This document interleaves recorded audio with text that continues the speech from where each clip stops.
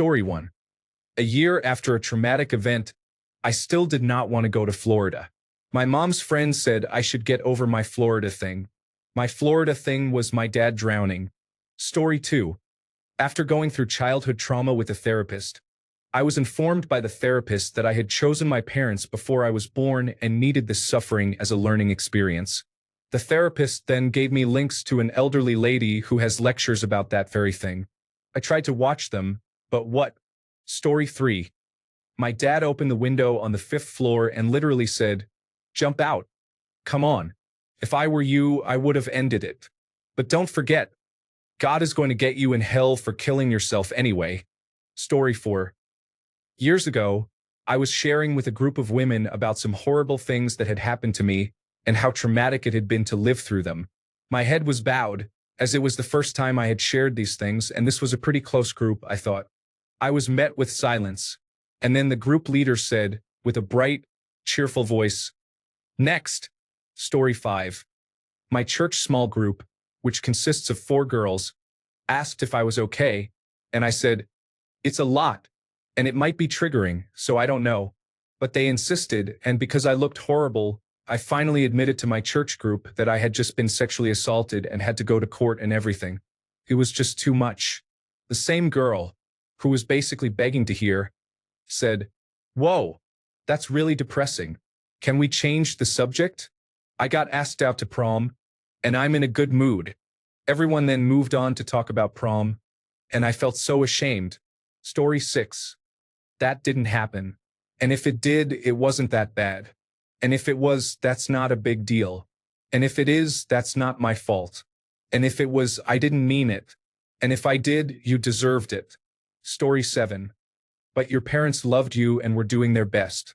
My response is always, if you want to defend child abuse, you are not a good person.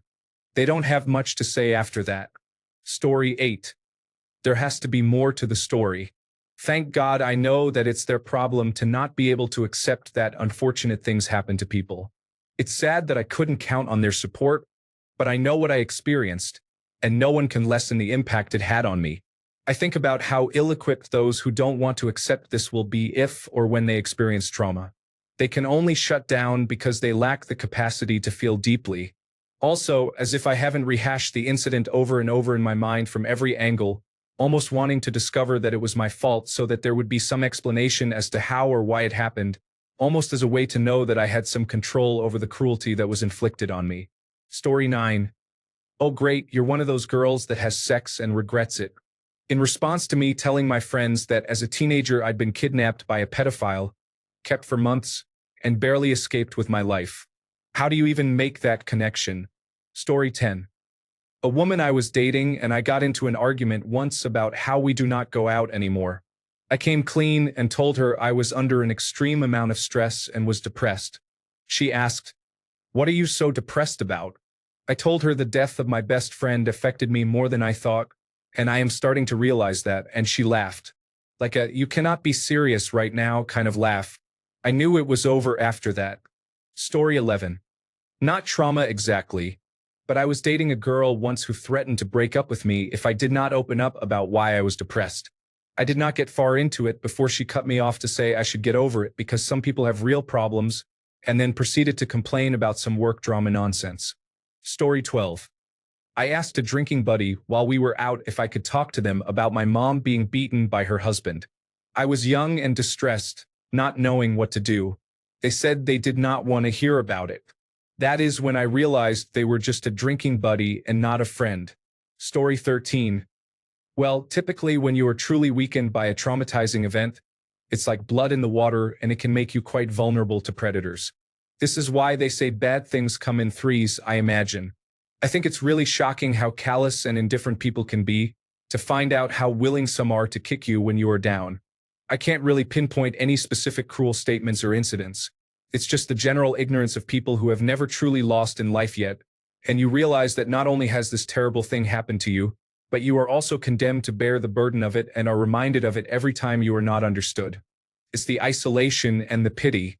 Pity and stepping in subconsciously state that they believe you are lesser than or not capable, and that the person pitying thinks they are above your fate, but they don't realize the effects of time. It's a weird kind of bitterness because I wouldn't want anyone to suffer tragedy like I've seen, but it is irritating and I can't help but think, one day you'll see it. Story 14. Oh, this one hurts. The worst is when people say, everyone goes through stuff, just get over it. Or act like your pain is some kind of competition, like sorry my suffering didn't come with a leaderboard. Or when they straight up change the subject like you never said anything. That one stings differently. Story 15. It wasn't the immediate response. It was when they eventually used that knowledge against me and made me relive it in numerous ways, with the full intention of re-traumatizing me. My ex sucks. Story 16. After catastrophically and unexpectedly losing my father, I took a bereavement leave at work. I was sharing this traumatic experience with a coworker. She said, "Yeah, I have been struggling too. My cat died last month, but I felt like I shouldn't leave work over it." Story 17.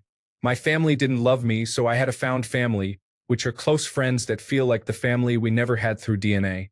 My big brother died by suicide when his baby's mom came to his house screaming and ranting. She had a wealthy father and was trying to keep him from seeing their child. She taunted him for a day and a half and told him to just kill himself. He snapped, and that's what he did. He was a veteran, the kindest guy you could ever meet. Funny, just good people. We both had post-traumatic stress disorder and stayed up on the phone for hours when one of us couldn't sleep. I was devastated by his loss. I reached out to someone that I had always been supportive of through his hard times to tell him about the loss of my big brother. And his response was, "So what? It wasn't like he was your real brother." I was floored. Unlike my real family, my found family never hurt me. Hung up, ignored, ridiculed, abused, dismissed, hurt, or maligned me in any way. I told him that I needed to go, and I sat with that pain for a bit. He did apologize, but I didn't feel the same way after that. People need to understand they have no right to define other people's relationships and the depth of those connections, regardless of how it intermingles with DNA. Story 18. During a deep phone conversation with a close friend, he had encouraged and urged me to open up about my story. Midway through, he interrupted me and said, this sounds like something you would need to tell someone in person." I agreed, ended the phone call, and soon after, the friendship. Story 19. When I was 29, my wife died suddenly, and it devastated me. A couple of years later, I was feeling like I was in a better place, and my friends encouraged me to start trying to date. A woman asked me out at a bar one night, so I went on a date. I was very upfront that I wasn't looking for anything serious and that I was still dealing with grief. I thought she understood, and we moved into what would be called a situationship today, casual hanging out and sex, basically. We didn't have real dates, just would meet up at a bar with our friends and occasionally go home together. One night, after having sex, she asked me what was holding me back, and I opened up a little more about how hard it is to recover from such a loss and just more of my thoughts on how I was processing my grief. And nothing had changed in that since I met her a few weeks before. She started sort of crying and said, "Why do these things always happen to me?" She wondered why she'd let herself get attached to another guy who wasn't ready for a real relationship and how hard this was for her. I asked if she was seriously a victim in this situation, and she said yes, like it was obvious. Zero empathy from her for everything I just said. I just started cracking up laughing, and that was the last night we hung out. In hindsight, I wasn't in a place to have any relationship, but when you're in it, it's harder to see. But I definitely never gave her a hint that we were anything more than what we'd both gotten involved for. Story 20. Get over it, you're overreacting. That's it? Calm down. That's not too bad. And the worst of all, why did you put yourself in that situation to begin with? Story 21. Literally, the nurses in the psychiatric ward. I had problems with my mother, and I never cried about it. While I was having a panic attack on the floor, then she screamed at me to stop shaking. Another time, "So, have you already posted photos of those on the internet? Do you like the attention?" Other nurse murmuring, "Like we are in kindergarten." I shed tears and waited a day before telling them. Story 22. When I was in my late teens, I was at a friend's house party. I had way too much to drink and I was put to bed. I woke up without my pants, with an overly chubby girl, a complete stranger, having sex with me. Confused and feeling like I was about to throw up, I told her to stop because I was going to be sick. She told me to shut up and let her finish, which I'm guessing she did because she eventually got off me and disappeared out of the room, leaving me there where I was sick all over the carpet. When I tried to tell my friend, the girl whose house it was, what had happened, they were more concerned about me throwing up on the floor. Others told me not to complain, that I got my rocks off / got some action, which is more than what others got at the party. I was pretty shocked and taken aback at how not one person cared. Story 23. My trauma was worse. Plus, I know you are mimicking my trauma fears. Just stop it. To add insult to injury, he said I had 3 different personality disorders. Story 24. He constantly stonewalled me. I left the relationship. No regrets. Never let anyone dismiss you regardless of your trauma or post-traumatic stress disorder. Even if you don't have post-traumatic stress disorder but have a traumatic event. Never let them dismiss or minimize it. Story 25. I told my significant other about my sexual assault by my brother.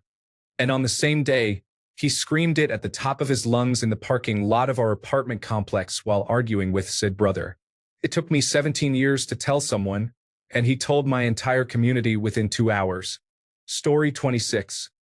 I told a friend my son stood up in front of his classmates and said he was going to kill himself. She told me to take a trip to Paris. A vacation usually fixes things. I'm in Wisconsin, and a trip to the Dells was expensive for us at the time.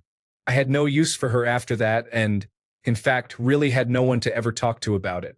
He's good now, but not because of a trip. Story 27. I was assaulted by a boyfriend in high school. We had the same circle of friends.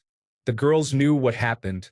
Party was happening, and I had no idea he was invited. I froze and locked myself up in a room. My friend asked me, "Can't you just forgive him so we can stop picking who we invite? It would make it easier." I got a ride home and never hung out with them again. Story 28. Maybe if you did not sin so much, this would not have happened to you. Or my personal favorite, going behind my back and telling my other friends to stop feeding into my delusions. I had been diagnosed with endometriosis. The day I found out about the going behind my back was the day I found out that I was infertile. 12 years of medical gaslighting, and for some reason my friends decided to do the same thing. Story 29. I told about my wife dying of COVID, and the response was that I was a liar making up a sad story to get sympathy.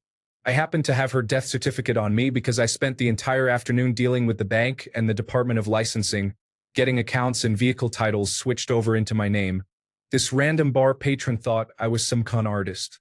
The death certificate shut him up. Story 30.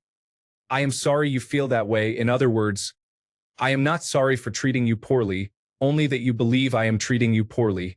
When a former friend refused to take any responsibility for just being very rude and cold to me, I will never forget that.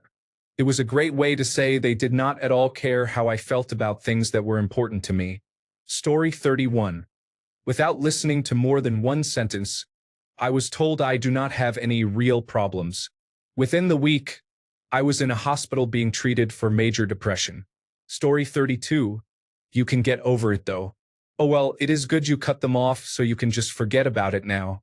You are away from them now, so everything will be fine. Story 33.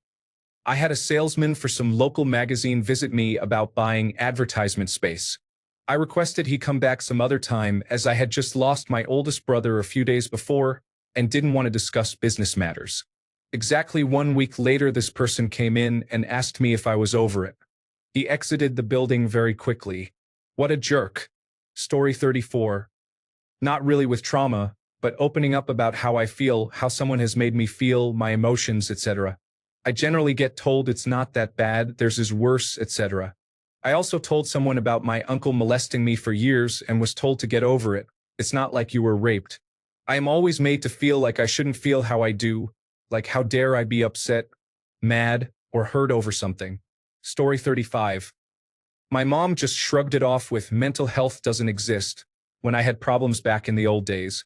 Many years later, I was diagnosed with bipolar disorder, and I could see how much it affected my life. She was always like, "You were not depressed. You were just lazy. Get up and work. There was zero tolerance for mental health issues. It was in the 1980s, but still, even today, mental health is often not taken seriously. Story 36. On my wedding day, my father said to me, regarding the sexual abuse I suffered at the hands of my brother, I don't know what the big deal is. If I'd had a little sister, I'd have done that too. Thanks, Pop. Good talk.